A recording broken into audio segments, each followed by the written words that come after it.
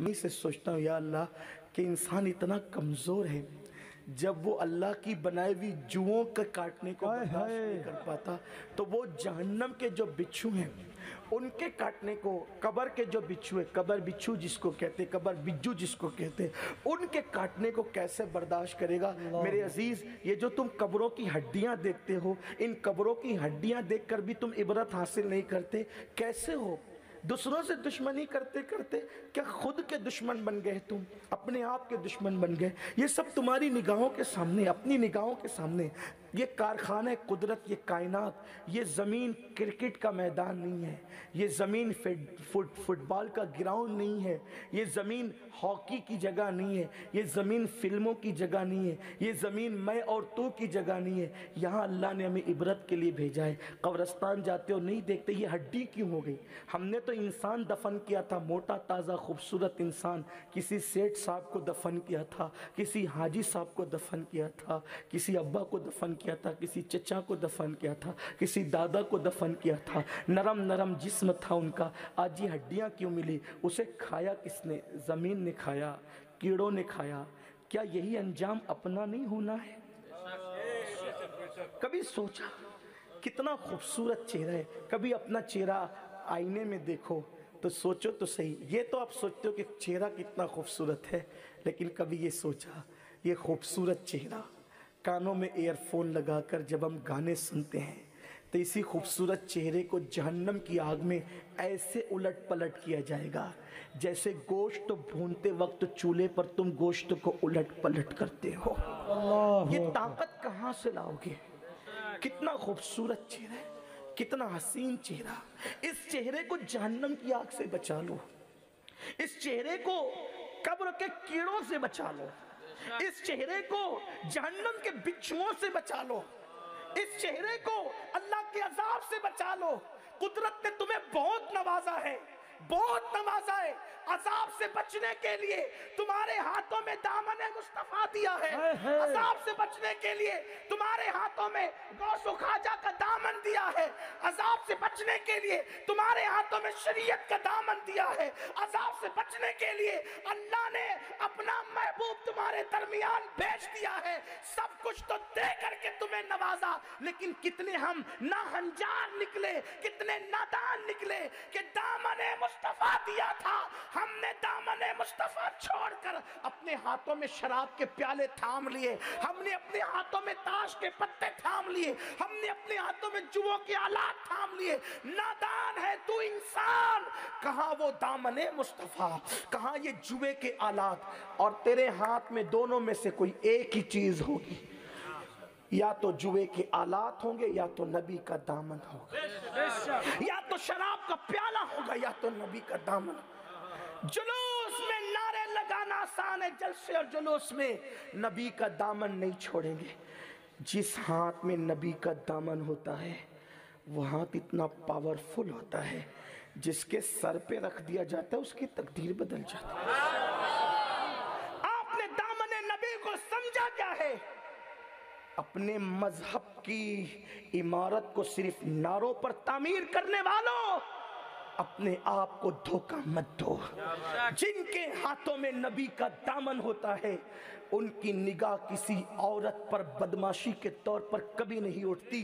उसे तो यार के जलवों से फुर्सत ही नहीं रहती, उसे तो यार के तसव्वुर से फुर्सत ही नहीं रहती। अपना यार कुदरत ने ऐसा हुस्न वाला बनाया है कि बना करके वो कलम ही तोड़ दिया है मुसव्विर कुदरत ने कि अब तुझ जैसा किसी को नहीं बनाएंगे। रुख मुस्तफ़ा है वो आईना कि अब ऐसा दूसरा आईना ना हमारी बज़्म ख्याल में, ना दुकानें आईना साज में। बात ये है हमने सिर्फ बातें की है, हम हकीकतों की तरफ नहीं चले हैं। मैं कहता हूं अभी माए मुहर्रम गया, पूरा महीना तकरीर सुनी, आखिर यजीद मांग क्या रहा था? यजीद मांग क्या रहा था? अली अकबर को। यजीद ने अली अकबर नहीं मांगा मगर मौला हुसैन ने दिया। अली असगर नहीं मांगा, दिया।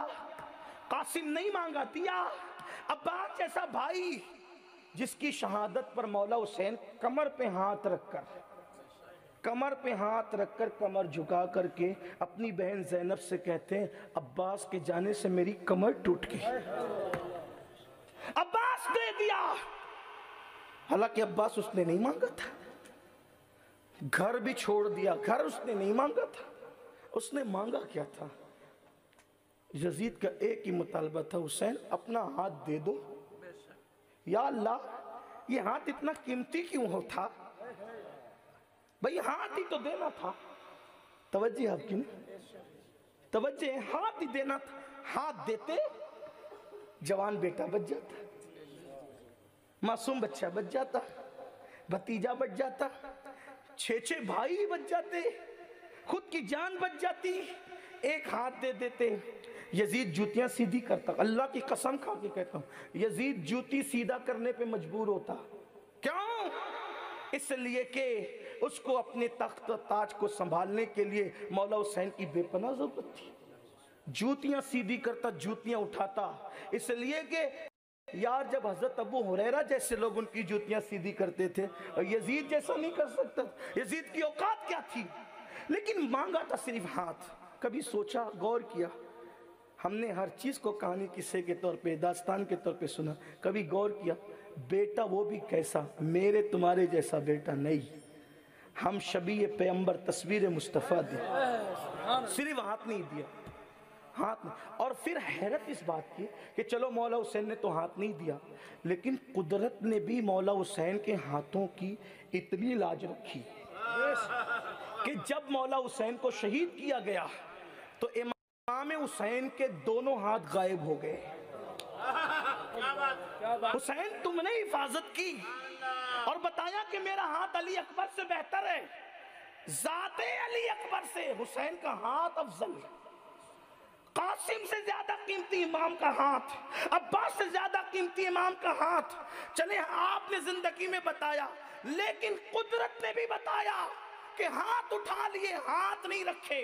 मुमकिन था कि कोई यजीदी वो हाथ उठाकर काट के ले जाता और कहता कि जीते जी न दिया, शहादत के बाद तो हमने हाथ ले लिया। जीते जी हुसैन ने हाथ बचाया, बाद शहादत कुदरत ने हाथ बचाया। आखिर इस हाथ का कमाल क्या था? अब पता चला वो हाथ अकेला हुसैन का हाथ नहीं था, वो हाथ में दामने मुस्तफा था।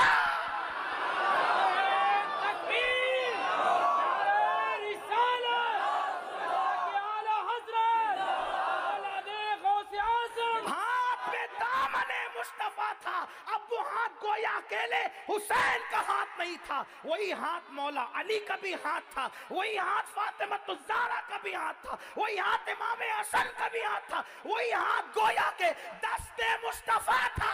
और दस्ते मुस्तफा को कुदरत यदुल्लाह कहती है। उस हाथ की नबी के हाथ में हाथ गया तो हाथ कुदरत के हाथ में गया, तो वो हाथ की।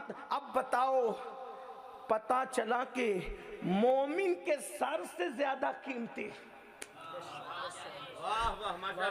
मोमिन के सर से ज्यादा कीमती उसका हाथ होता। इमाम ने सर दिया ना, हाथ नहीं दिया।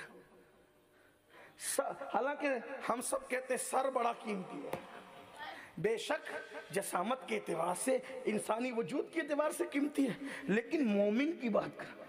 क्यों भाई? जो रुबाई मेरे सुल्तानुल हिंद की तरफ मंसूबे, उसमें भी तो यही है ना, सरदाद नदाद दस्त दर दस्ते यजीद, सर दिया, ये नहीं का कुछ नहीं दिया। अरे सखी का लाल था, मांगा तो कुछ ना कुछ तो देते, मांगा तो था ना। उस चौखट पे ना किसी को नहीं कहा जाता, दोस्त हो या दुश्मन ना किसी को नहीं कहा जाता। उसने मांगा था, लेकिन जो मांगा था उसका अहल नहीं था। क्या कहने? जो मांगा था उसका अहल नहीं था, इसने सर दिया मगर हाथ नहीं दिया। क्यों? इसलिए कि जिस हाथ में दामन मुस्तफा हो वो नहीं दिया जा सकता। अब बताओ, जब यजीद के हाथ में ये हाथ नहीं दिया जा सकता जिसमें दामन मुस्तफा, उनके हाथ की तरह हमारा हाथ तो कीमती नहीं है, लेकिन इसमें भी दामन मुस्तफा है। अब अगर ये किसी लड़की का हाथ थामता ये हाथ, तो फिर किसी के छीनने की जरूरत नहीं पड़ती। आपने किसी लड़की का हाथ नाजायज तौर पे पकड़ा, आपके हाथ से दामन मुस्तफ़ा खुद ब खुद गया। ये बड़ा नाजुक मसला है। आपने ताश के पत्ते लिए, आपके हाथ से दामन मुस्तफ़ा खुद ब खुद निकला। आपने शराब का प्याला लिया, दामन मुस्तफ़ा खुद ब खुद निकला। आपने किसी मर्द के साथ बदफेली की, दामन मुस्तफ़ा खुद ब खुद निकला। अब फैसला तुमने करना है कि हाथ में दामन मुस्तफ़ा होगा या गुनाहों का दामन होगा। गुनाह का दामन थाम कर तुम कासिम नेमत से दूर हो गए, इसलिए जलील हुए, रुस्वा हुए, बेसुकून हुए, बेकरार हुए, बेचैन हुए, बेइत्मीनान हुए, रोजी के लिए तरसे, रोटी के लिए तरसे, बेटियों के रिश्ते के लिए तरसे, बीमारियों के चक्कर में घिर गए, मुकद्दमात के चक्कर में घिर गए। आओ आओ, गुनाहों से रिश्ता तोड़ो, मुस्तफ़ा जान रहमत से रिश्ता जोड़ो। अल्लाह के सच की कसम, रेत पे भी लेटोगे तो चैन की नींद आएगी, इसलिए कि चैन तुमसे है, करार तुमसे है। क्या करूं तुमसे प्यार, तुम क्यों क्या करूं क्योंकि प्यार तुमसे है। जो उनसे प्यार करता है वो चैन की नींद सोता है, वो करार